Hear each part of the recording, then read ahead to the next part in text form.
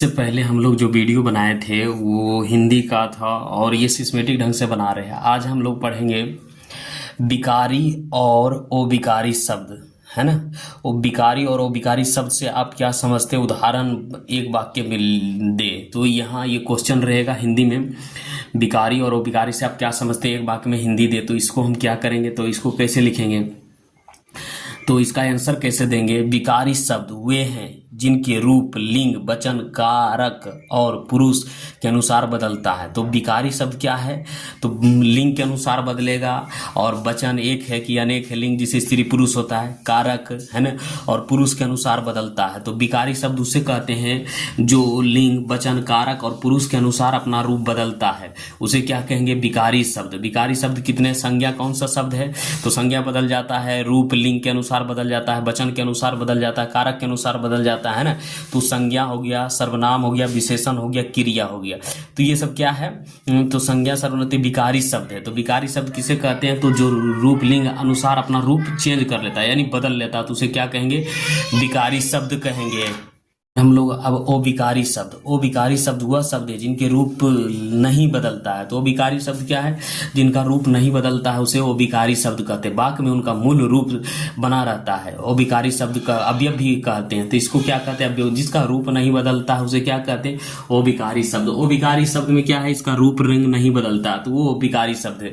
तो क्रिया विशेषण क्या है, ओविकारी शब्द है, और संबंध वाचक ओविकारी शब्द है, समुच्चय बोधक ये सब क्या है, विकारी शब्द। 1 2 3 और 1 4 है, 1 2 और 3 4, तो ये सब क्या है, ओविकारी शब्द। तो विकारी और ओविकारी शब्द कितने हो गए, 8 गए, है ना। तो अब हम लोग क्या करेंगे, यहां से पढ़ेंगे। तो संज्ञा आप जान रहे हैं, संज्ञा क्या है, विकारी शब्द है ना, विकारी शब्द के रूप में आ जाएगा। तो ये भी विकारी शब्द है, तो यहां से हम लोग पढ़ेंगे संज्ञा, है ना। तो यहां से क्या कह रहा है, संज्ञा किसे कहते हैं, संज्ञा के सभी भेद बताते हुए प्रत्येक के 2 2 उदाहरण बताए। इस तरह का आपका क्वेश्चन रहेगा। ये क्या है, इस तरीके से आपका क्वेश्चन रहेगा, संज्ञा किसे कहते हैं, संज्ञा के सभी भेद बताते हुए प्रत्येक पे 2 उदाहरण बताएं। तो ये क्या है, संज्ञा है, और इसका उदाहरण बताते हुए अब करें। तो यहां से हम पढ़ेंगे संज्ञा यानी किसी वस्तु हो गया, स्थान हो गया, व्यक्ति या भावों के नाम को संज्ञा कहते हैं। तो दुनिया में जितना भी वस्तु है उसका कोई ना कोई नाम होगा, कोई भी स्थान होगा उसका भी नाम होगा, व्यक्ति होगा, है ना, उसका भी नाम होगा, यानी किसी भी नाम होगा। तो जिस वस्तुओं का नाम रहे, स्थानों का नाम रहे, व्यक्तियों का नाम रहे या भावों का नाम रहे, उसे संज्ञा कहते हैं। तो संज्ञा किसे कहते हैं, किसी व्यक्ति, वस्तु, स्थानों को, नामों को संज्ञा कहते हैं। तो दुनिया में जितना भी नाम है, कोई तो नाम होगा, उसे क्या कहेंगे, संज्ञा कहते हैं। दुनिया में जितना भी नाम रहे उसे संज्ञा कहते हैं। तो वही बात हम यहाँ बोल दिए कि संज्ञा दुनिया में जितना भी नाम रहे उसे संज्ञा कहते हैं। तो संज्ञा किसे कहते हैं, तो किसी भी वस्तु का दुनिया में जो भी नाम रहे उसे हम संज्ञा कहते हैं।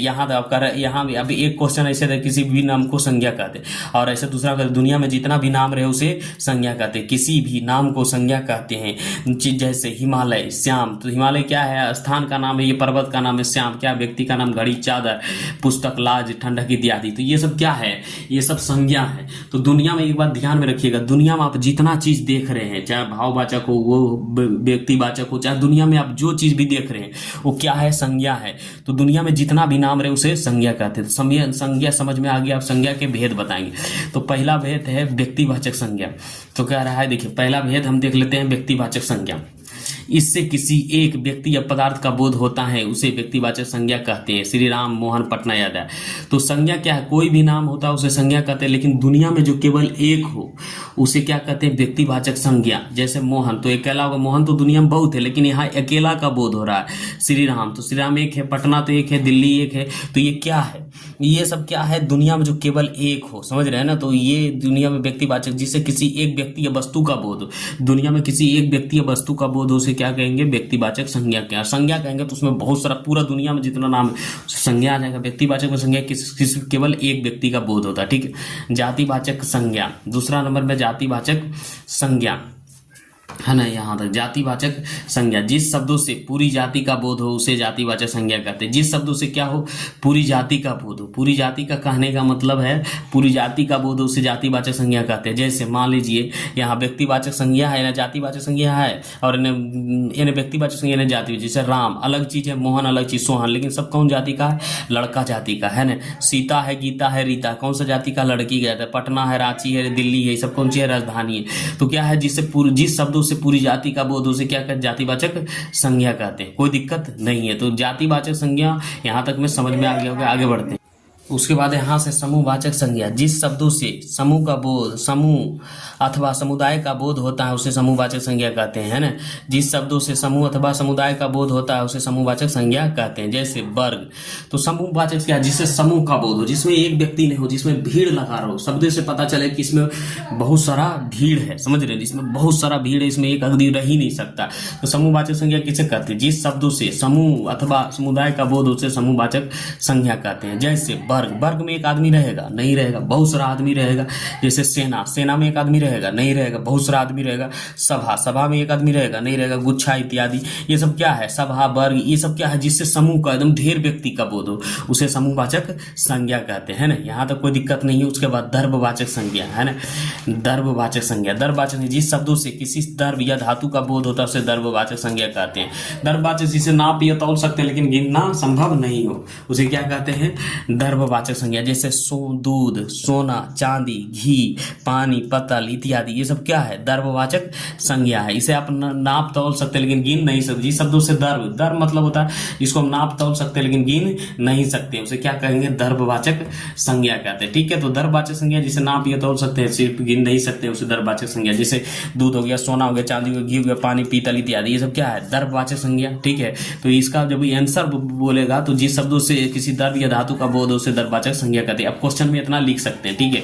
उसके बाद यहाँ से हम लोग करते हैं भाववाचक संज्ञा, जिसे ना तो देखा जाए और ना ही छुआ जाए, केवल महसूस किया जाए उसे भाववाचक संज्ञा कहते हैं। जैसे बुढ़ापा को ना तो देख सकते ना तो छू सकते, केवल महसूस किया जाए उसे क्या कहेंगे, बुढ़ापा। सच्चाई, ईमानदारी, लंबाई, मिठास, महत्व इत्यादि। तो भाववाचक संज्ञा किसे ना तो देख सकते हैं ना तो छू सकते हैं उसे क्या कहते हैं, उसे भाववाचक संज्ञा कहते हैं। तो अब हम लोग क्या करेंगे, संज्ञा से ऑब्जेक्टिव क्वेश्चन को देखेंगे। ऑब्जेक्टिव क्वेश्चन अब ये सब पढ़ लिए होंगे तो ऑब्जेक्टिव क्वेश्चन आप आराम से कर सकते हैं ना।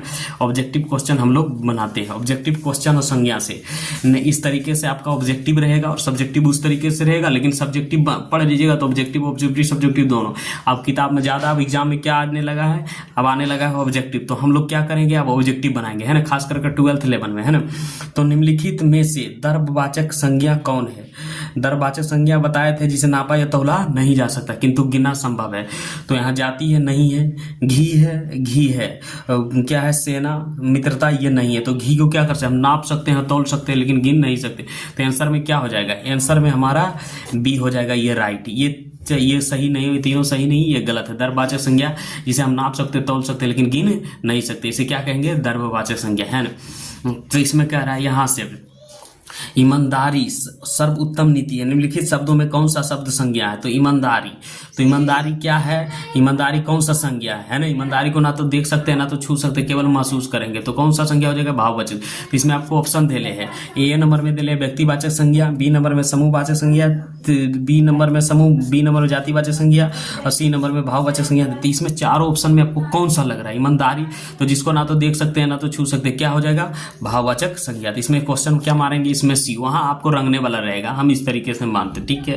अब यहाँ क्वेश्चन है, मुझे 2 किलो चीनी खरीदनी है। लिवारी शब्द कौन सा संज्ञा है, तो चीनी क्या है, चीनी क्या है, व्यक्तिवाचक संज्ञा नहीं है, जातिवाचक संज्ञा नहीं है, समूहवाचक संज्ञा नहीं है। तो क्या है, दर्भवाचक संज्ञा। चीनी का करो, मुझे चीनी का पूछ रहा है, मुझे 2 किलो चानी।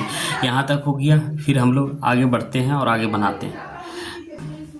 नंबर 4, जब एक ही प्रकार के वस्तुओं अथवा व्यक्तियों का बोध हो तो उसे कौन सा संज्ञा कहते हैं। जब एक ही प्रकार का व्यक्तियों और वस्तुओं का बोध हो तो उसे क्या कहेंगे, व्यक्तिवाचक संज्ञा या जातिवाचक संज्ञा या भाववाचक संज्ञा या दर्भवाचक संज्ञा या समूहवाचक संज्ञा। जब एक ही प्रकार के वस्तु अथवा व्यक्तियों का बोध हो तो उसे क्या कहेंगे, जाति, व्यक्तियों और वस्तुओं का बोध हो। एक ही प्रकार के व्यक्तियों और वस्तुओं का बोध हो तो एक ही प्रकार के, तो उसे क्या कहेंगे, ये क्या कहेंगे, व्यक्तिवाचक संज्ञा कहेंगे, व्यक्तिवाचक संज्ञा कहेंगे। उसके बाद यहाँ 5 नंबर क्वेश्चन में क्या कह रहा है, 5 नंबर क्वेश्चन में कह रहा है निम्नलिखित में से कौन सा शब्द समूहवाचक संज्ञा नहीं है। समूहवाचक संज्ञा नहीं है तो सभा में तो बहुत सारा लोग रहेगा, ये समूहवाचक संज्ञा है। कक्षा में बहुत सारा लोग रहेगा और भीड़ में भी बहुत सारा लोग रहते। दौड़, दौड़ क्या है? दौड़ है आपका क्रिया है, तो इसमें नहीं रहेगा। तो आंसर कौन हो जाएगा? क्रिया। ये इस पर टिक मारिएगा, ठीक है। क्वेश्चन नंबर 6 में कौन सा शब्द दर्ववाचक संज्ञा है? कौन सा शब्द दर्ववाचक? तो दर्ववाचक जिसे नाप सकते हैं, तौल सकते हैं। तो ये क्या है? खटाई तो है, मिठाई, तो ये क्या हो जाएगा? दूध हो जाएगा। दूध ये नहीं होगा, खटाई मिठाई ठंडा नहीं होगा, तो भाववाचक है, ये सब भाववाचक है, ये क्लीन। हाँ, यहाँ से अब हम लोग करते हैं 7 नंबर। विशेषण में कौन सा संज्ञा की पहचान करें? तो विशेषण में है और कौन सा इसमें संज्ञा है उसको पहचान करें। तो आसमानी, आसमानी तो विशेषण है और नियमता भी विशेषण। अनुशासन क्या है? संज्ञा है। और इनमें से कोई नहीं, तो ये ही है आंसर। कौन सा हो जाएगा हमारा? अनुशासन, है ना, अनुशासन। तो ये हो जाएगा। उसके बाद एक और है 8 नंबर क्वेश्चन में निम्नलिखित से कौन सा शब्द संज्ञा है? हरा, पतला, सभा, गहरा, सब तो विशेषण। तो क्या हो जाएगा? सभा यहाँ हो जाएगा, ठीक है। तो इस तरीके से अब आगे बढ़ते हैं। अब यहाँ कह रहा है 9 में पशु चर रहा है। इस वाक्य में पशु कौन सा संज्ञा है? पशु चर रहा है तो कौन सा संज्ञा है? तो पशु हो जाएगा हमारा व्यक्तिवाचक संज्ञा होगा, या जातिवाचक संज्ञा, या भाववाचक संज्ञा, या क्या हो जाएगा? या दर्व भाववाचक संज्ञा। इसमें चारों में से कौन सा हो जाएगा? तो पशु कौन सा हो जाएगा? जातिवाचक संज्ञा हो जाएगा, ठीक है। राज्यपाल कौन सा संज्ञा है? व्यक्तिवाचक संज्ञा, व्यक्तिवाचक संज्ञा, या जातिवाचक संज्ञा, या भाववाचक संज्ञा, या समूहवाचक। तो राज्यपाल, तो आपको राज्यपाल में क्या हो जाएगा? राज्यपाल हो जाएगा जातिवाचक संज्ञा, है ना। निम्नलिखित विकल्पों में किस विकल्प में सभी शब्द व्यक्तिवाचक संज्ञा है? तो व्यक्तिवाचक संज्ञा हो जाएगा, देखिए इसमें राम, रामचरितमानस, गंगा, कृष्णा, कामयानी, मिठास, लखनऊ, आम, बुढ़ापा, ममता, वकील, पुस्तक। तो इसमें आपको देखना कौन सा है जो व्यक्तिवाचक संज्ञा हो जाएगा। निकल व्यक्तिवाचक संज्ञा कौन हो जाएगा? ए नंबर, राम, रामचरितमानस, गंगा, ये सब व्यक्तिवाचक संज्ञा होगा। क्वेश्चन नंबर 12 में क्या कह रहा है? समुद्रगुप्त भारत का नेपोलियन था। इस वाक्य में नेपोलियन शब्द किस प्रकार की संज्ञा का उदाहरण है? तो किस प्रकार की संज्ञा का उदाहरण है? तो है जातिवाचक संज्ञा, यानी जातिवाचक संज्ञा का उदाहरण है। क्वेश्चन नंबर 13 निम्नलिखित में से किस विकल्प में सभी शब्द भाववाचक संज्ञा शब्द है? अमीर, गरीब, मिठास, समूह, मिठास, जवानी, खटास, तुजक, पुल्लत, रसीला, कड़वाहट। इसमें क्या है? ये सी नंबर में, इसमें सभी है भाववाचक संज्ञा। समझ में आ रहा है ना, ये सब भाववाचक संज्ञा। अब हम लोग देखते हैं 14 में कौन सा शब्द जातिवाचक संज्ञा शब्द है? कामयानी, आम, रसीला, वकील। वकील क्या है? जातिवाचक संज्ञा है, वकील जातिवाचक संज्ञा है। उसके बाद निम्नलिखित में से कौन सा संज्ञा शब्द है? तो गंगा, पुराना, नीला, मोटा। तो हमारा क्या हो जाएगा? गंगा हो जाएगा, है ना, गंगा है। भाववाचक संज्ञा के अंतर्गत आता है पशु, पक्षी आदि, गुण, दोष। तो क्या आ जाएगा? गुण, दोष आ जाएगा। दिशा नहीं आएगा, आभूषण नहीं आएगा, ठीक है। तो बाजार शब्द कौन सा कौन सा संज्ञा है? बाजार शब्द कौन सा संज्ञा है?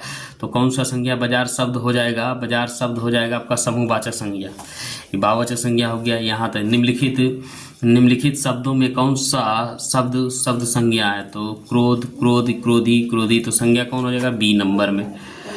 क्वेश्चन नंबर 18 निम्नलिखित शब्दों में से व्यक्तिवाचक संज्ञा चुनकर लिखें। गुच्छा, मोहन, लोहा इत्यादि। तो कौन हो जाएगा? मोहन हो जाएगा, मोहन हो जाएगा। और 19 नंबर में निम्नलिखित शब्दों में से कौन सा व्यक्तिवाचक संज्ञा चुनकर लिखें? तो कृष्णा हो जाएगा। जीवन तो नहीं होगा, कल्पना नदी नहीं होगा, ये नहीं होगा। राजा दशरथ राम के पिता थे। तो कौन सा संज्ञा होगा? राजा दशरथ, तो ये क्या हो जाएगा? ये व्यक्तिवाचक संज्ञा हो जाएगा।